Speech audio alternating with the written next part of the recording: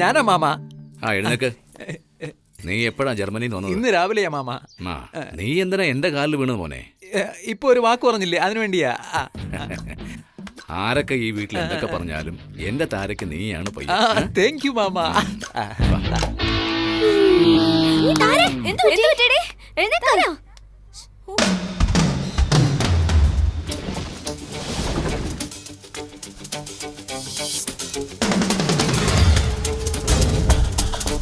എവിടെ ലൈൻ കൊടുക്കാനേ? Wire connect ചെയ്യുന്നേ? ലൈൻ കൊടുക്കാനല്ല, ലൈൻ കെടുത്താൻ. കെടുത്താനോ? ഒന്നും മനസ്സിലാവുന്നില്ലല്ലോ. അതെടുത്തേ. ഏത്? അത് ഇന്നാ ആ ടൈമർ എടുക്കുക. ടൈമർ ഇതാ. ഇത് എന്തിനാ? അലാറം വെക്കാനാ? നിന്നെ ഉണർത്താൻ ഞാനുണ്ടല്ലോ. പിന്നെ എന്തിനാ ഇത്? 8:30 വരെ നീ ഉറങ്ങുമോ? രാവിലെ 7 മണിക്ക് ജഡ്ജ് ഡാർജിലിംഗ് പോകുന്നറിയില്ലേ? അതിനല്ലേ വണ്ടി വന്ന് കിടക്കുന്നേ. ആ വണ്ടിക്കടിയിൽ വെക്കാനാ ടൈം ബോംബ് സെറ്റ് ചെയ്യുന്നത്. ബോംബോ? അപ്പൊ വെടിവെക്കൽ മാത്രമല്ലേ പണി? കൊല്ലുന്നതിന്റെ പണി. എങ്ങനെ വന്നാലെന്താ? കറക്റ്റ്, ന്യായമായ ചോദ്യം. അല്ല, എന്താ ഈ ഓപ്പറേഷൻ ചെയ്യുമ്പോൾ കയ്യെ ഗ്ലൗസ് ഇട്ടിരിക്കുന്നേ? കയ്യടയാളം പതിയില്ലേ? ബുദ്ധിയുള്ള കൊലയാളിയാ. അതെ, ഇത്ര നേരം ഞാൻ എടുത്തു തന്നപ്പോ എന്റെ അടയാളം പതി. എന്താടാ ആ ബോംബ് വെച്ചതിന് തെളിവ് വേണ്ടേ? എണീറ്റ് വാ.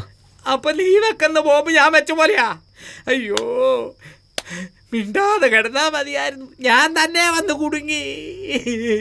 അരമണിക്കൂർ നിനക്ക് വേണ്ടി വെയിറ്റ് ചെയ്യുന്നു.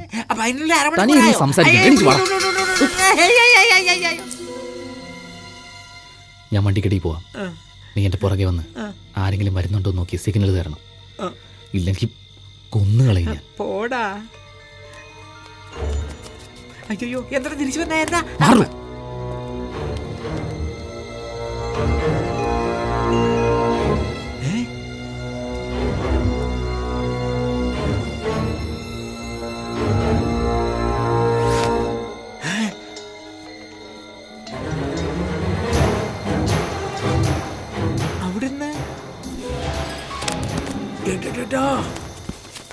ഇവനെന്താ കുരങ്ങനേക്കാൾ മോശമായിട്ട് ചാടുന്നത്?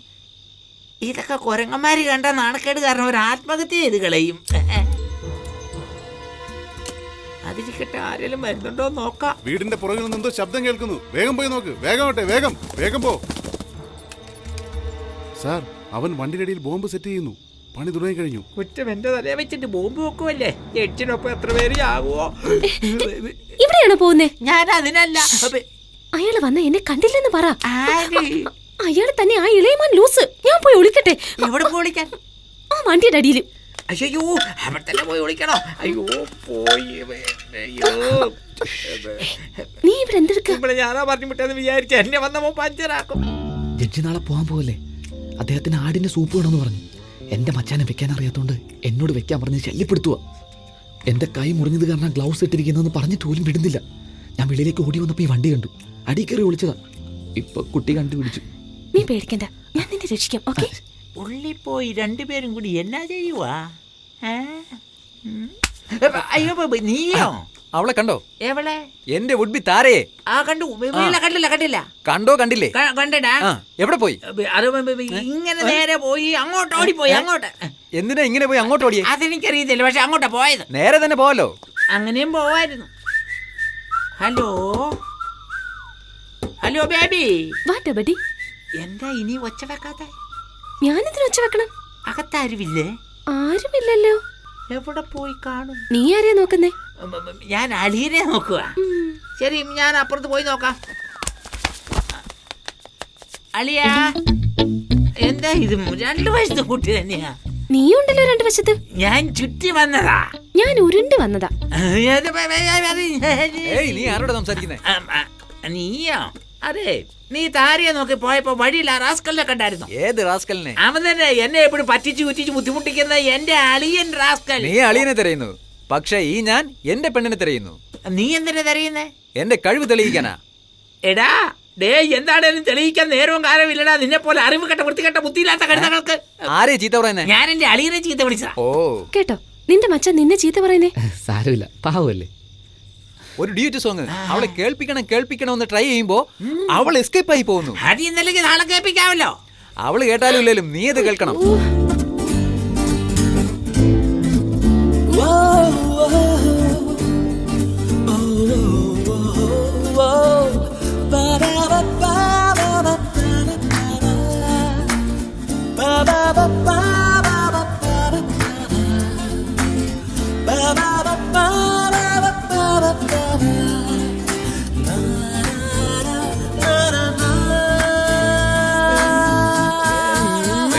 എന്താ അവിടെ ഒരു ശബ്ദം? അയ്യോ ജഡ്ജി മാമൻ, അയ്യോ നീ ഇത്ര നേരം ഇത് എവിടെയായിരുന്നു? അകത്തായിരുന്നു, എന്ത് ചെയ്യുമായിരുന്നു? സെറ്റ് ചെയ്യുമായിരുന്നു. എന്ത് ബോംബ്. സെറ്റ് ചെയ്തോ? ഏത് ഗ്യാപ്പിലാടാ ചെയ്തേ?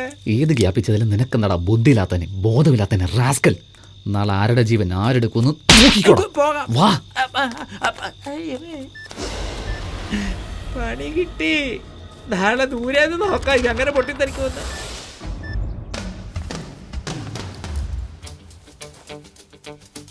ആദവാ, ആദവാ, എല്ലാരും ചാകുവടാ.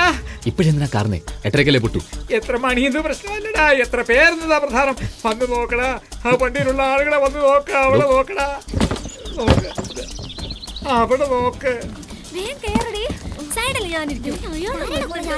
പല്ലിന് മുതല് ചേർന്ന് വരും ഒരു കുടുംബം മുഴുവൻ സീറ്റ് ഉണ്ട്. ഇവരൊക്കെ എന്ത് പാവാടാ ചെയ്ത് കണ്ടോടാ.